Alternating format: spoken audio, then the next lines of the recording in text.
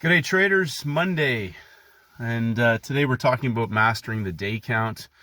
Over the weekend I did a lot of thinking about a lot of questions that I received, and the last 3 videos that I've put into a special playlist right at the top of the playlist box, I think pretty much covers everything in detail. If you have the playbook, it already talks about universal entry criteria, 3-day breakouts, 3-day setups, and Monday, Wednesday, Friday template for day 1, day 2, day 3, opening range, and the closing range of the week, midpoint range being Wednesday.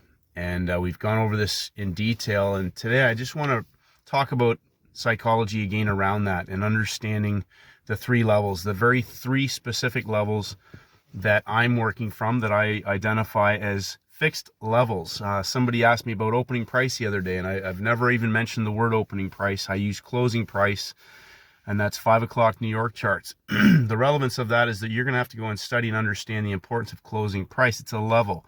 First and foremost, I want to repeat the phrase timings, levels, the behavior of price. And I want you to think about the templates that we talk about, pump and dump and pump, over the course of the week, the hourly charts.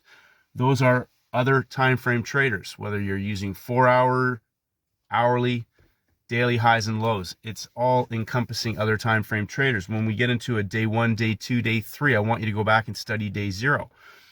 Peak formation high, peak formation low, consolidation, explosion. That is the thesis heading into a day 3, either for a parabolic trend trade or a parabolic reversal trade. And I'm going to suggest that depending on the template that you're trading, all of them will be trend trades. It's just a different time frame that you potentially are identifying that movement in. I'm going to suggest again also for traders who are struggling to be consistent, or you're just learning the material, you shouldn't be on any shorter time frame than a 5-minute chart. That will only get you confused. And if you don't understand the bigger templates and 3-session templates, then you should definitely be sticking with hourly and 5-minute charts at a minimum. So the psychology behind trading, day 1, day 2, day 3. Day 3 is the escalator, elevator type activity. We can get 2 types of trades. I talk about this repeatedly on a day 3. Parabolic trend trade, parabolic reversal trade. Now I want to reinforce the understanding of I am looking for instruments that are set up in those templates. I am not trying to trade an instrument and catch a move. Understand what that means. If I'm looking for a parabolic trend trade on day 3 on the front side, on the hourly template, day 1, day 2, day 3 can blow off in the direction of the move. If you're trading an instrument or tracking 1 or 2 instruments that are not set up for a parabolic explosion on day 3, guess what? You might now be heading into the backside, day 1, day 2, day 3, for a huge move, maybe on day 2 in your session, or maybe on day 3, free cash Friday. So free cash Wednesday, free cash Friday, we're tracking instruments to identify parabolic moves on longer time frames. So catching moves and grabbing pips and all these things aren't really part of my modus operandi. When I can identify a parabolic move setting up on the hourly time frame, I can scale in on the smaller time frame, and that's where you can multiply a small account extremely quickly. So get away from the idea that you got to get on these 1-minute charts and catch these moves and get in like that. Tie it in with the larger template for the parabolic opportunity. And on the weekend, I went back and just said to traders, day 1, day 2, day 3, Monday, Tuesday, Wednesday, Wednesday, Thursday, Friday, day 1, day 2, day 3. So find a basket of instruments that reflect the session that you're trading. If you're trading London, make sure you have some British pound crosses, some euro crosses, the yen, the Aussie dollar, or New Zealand maybe mixed in there. Maybe the FTSE. I prefer to trade the U.S. indexes in the U.S. session only. If you're trading, you can trade the DAX in London. And you know what? If you have an opportunity on one of the U.S. indexes, so be it. Maybe, again, remembering front side, back side, day 1, day 2, day 3.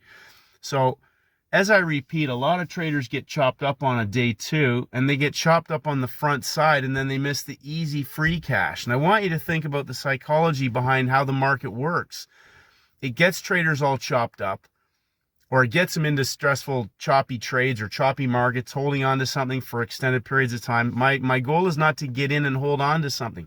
My goal is to identify a parabolic opportunity, whether that's a 3-session setup where I can scale in. So if I'm trading a session trade, So then that would come back to the instrument. What's my profit target? Is it 50? Is it 100? Is it 150? Well, that will bear in on how much size I'm willing to take in on trade and the volatility of that instrument.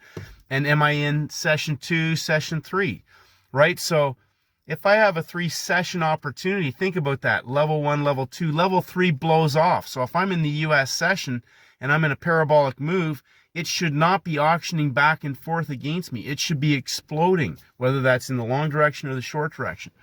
If it's on day 3 week or on day 3 for a parabolic trend continuation or a trend reversal, right? Free cash Friday, free cash Wednesday. Again, am I at the high of the week, the low of the week, or am I still front side on a Wednesday for the blow off move? Maybe that's going to be a 1 hour move. And then we can see maybe a fade that comes back, and maybe that turns into first red day on Wednesday or Thursday, and we're backside on Friday or whatever that template may set up. It may not offer anything. So think about stepping back and really looking at the larger templates. Traders are beating themselves up because they don't get in on these small you're trading inside. We're not even outside. We've only had a couple markets that even broke in Friday's closing range of the week. They broke them, but they haven't, that's day 1. We haven't even gone day 2, day 3 yet, and traders are already getting beat up and chopped up on stuff. So step back and really think about where you can target 90-10 longer time frame opportunities. So when we get a day 3 escalator elevator, if it's a backside after first red day, first green day, there's a high probability that one of those days in that week is not going to come back. So what that means is that when we have a day where we've got escalator elevator trade setup for parabolic move, that market may proceed to go all the way to the close of the session, which means that's the day that I'm going to be holding on. And that's not hindsight. That's because you understand the templates, and you better master hindsight trading if you really want to learn how to scale those larger time frame opportunities up in size on the backside or the front side of a move. So these little zigzags and gaps and hunts and all these other things are awesome, but I really want to see somebody put size on that and hold on to it.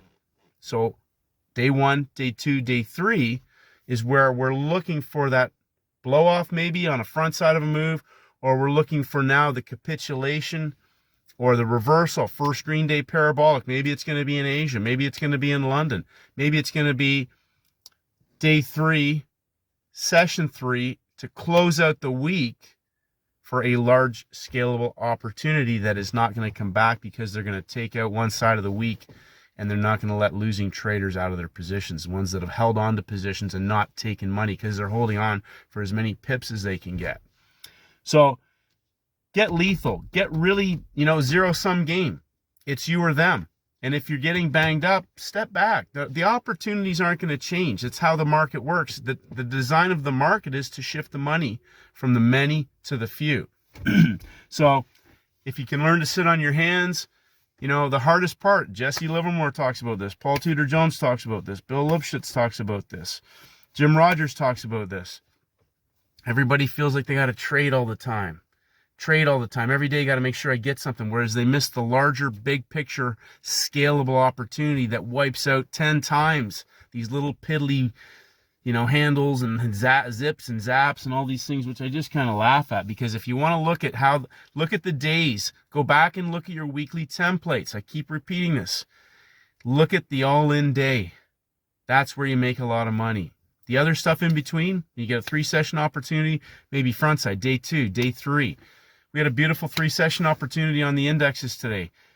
First red day, Thursday, Friday, continued in the direction of the trend breaking out and staying between Thursday's low of day and Friday's closing price. That forms a box. Guess where that box was?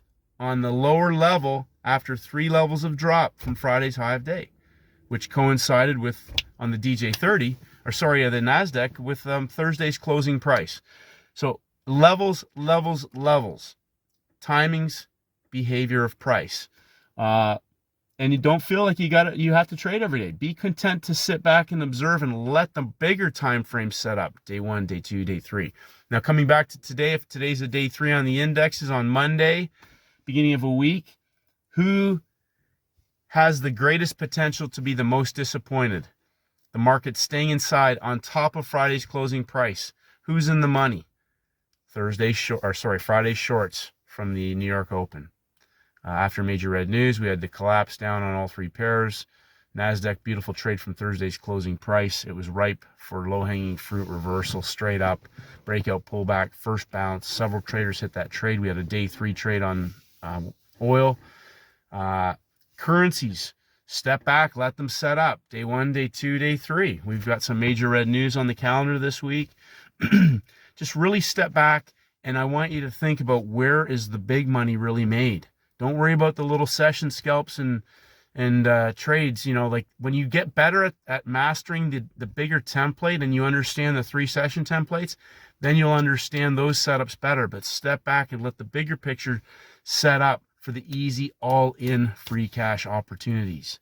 Nothing is going to change. There will be money laying on the floor in the corner, and all you will have to do is walk over and pick it up. You know, it's Bruce Lee, master your craft. I would rather master one kick 1,000 times than try to take 1,000 different kicks and master those. Day 1, day 2, day 3. Great start to the week, traders. Opportunity knocks. I love you and appreciate you. Have a great day, and may the markets go with you.